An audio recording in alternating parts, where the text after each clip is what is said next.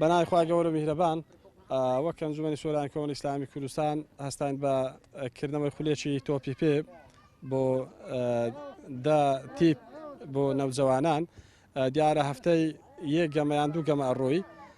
ئەو ڕۆژ خۆشبەختانە لە یاری کۆتایی بێگەیشتن دوو توپ کەوتنە بەرامبەر یەکدیکە یەکەم و دووەم خەڵات کران هەم کاسمان پێدان هەم جلوبەرجی وەرزشی لەگەڵ مەدالیا و ئەمە لێرە و دووپاتێکەکەینەوە گرنگجیدان بە وەرزش